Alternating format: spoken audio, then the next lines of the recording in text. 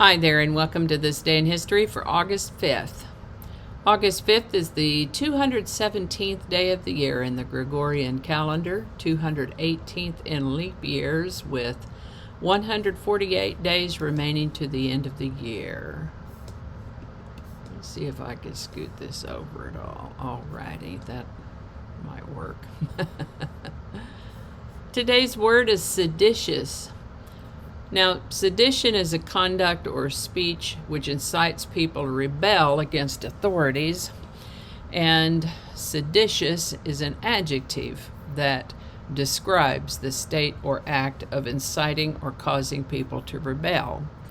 Hold that thought. We're going to come back to it again in a minute. And with that, Henry I was crowned King of England in Westminster Abbey on August 5th, 1100. On August 5th, 1583, Sir Humphrey Gilbert established the first English colony in North America, what is now St. John's, Newfoundland, and Labrador. On August 5th, in the year 1620, the Mayflower departed from Southampton, England, carrying would-be settlers on his first attempt to reach North America.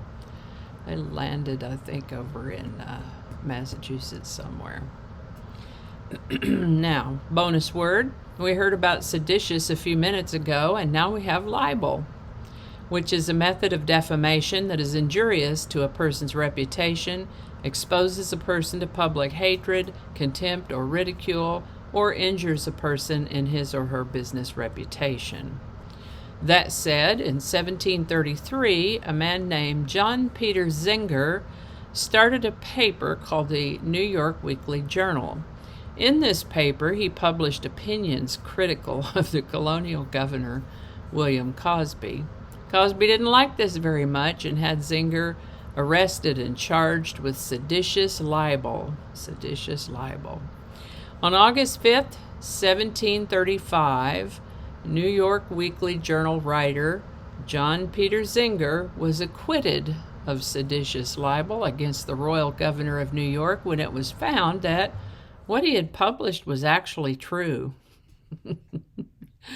making Zenger an early symbol of freedom of the press. On August 5th, 1858, the first transatlantic telegraph cable was completed after several unsuccessful earlier attempts. Now, we've talked about transatlantic telegraph cables before, and I gotta say, I don't think the ocean likes them very much.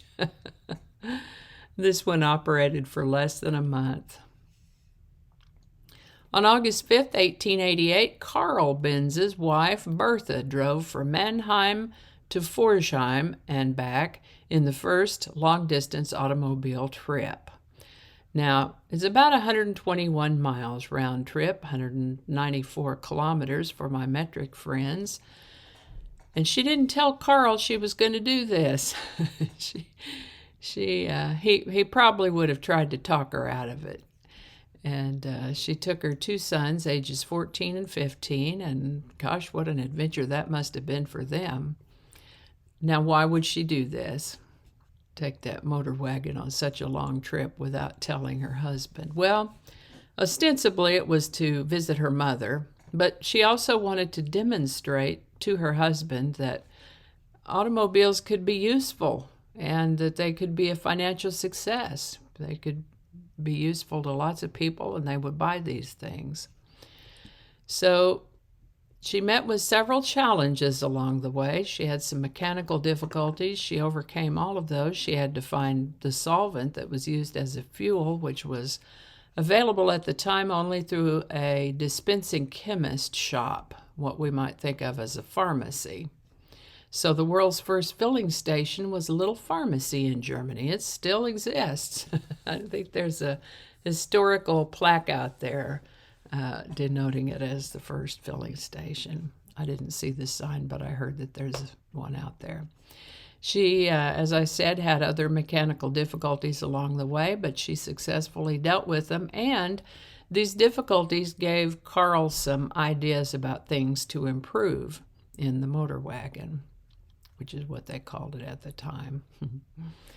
And she didn't actually make the entire trip in one day. I did wonder about that. 121 miles in a little car like that. No, she left at dawn from Mannheim and arrived at Pforzheim sometime after dusk, so it took her all day to take that trip. All day to take a trip that right now we could make in one of our modern automobiles in about an hour or less. They stayed and visited her mother, came back about 3 days later by a slightly different route, taking a more scenic tour coming back. And that entire route up and back is today marked as the Bertha Benz Memorial Route. Go Bertha! That's pretty cool. Speaking of automobile travel, the first electric traffic light was installed in Cleveland, Ohio on August 5, 1914. On August 5, 1949, a 6.4 magnitude earthquake struck in Ecuador. This one destroyed 50 towns and killed more than 6,000 people. Mercy. And, oh my goodness, on August 5th, 1957, a TV show called American Bandstand debuted on the ABC television network. It was hosted by the ever-youthful Dick Clark. I can hear that intro music playing in my head right now, but I'm not going to sing it for you. They played current popular music and let teenagers dance to it on camera, and they would have some current popular music artists come in and lip sync one of their songs. They also had a segment called Rate the Record, where Dick Clark would ask a couple of people to evaluate a new piece of music and justify their reasons for their evaluation. They'd give it a score. And this is where we get the catchphrase, it's got a good beat and you can dance to it. American Bandstand evolved over the years, of course, and it ran until about 1989.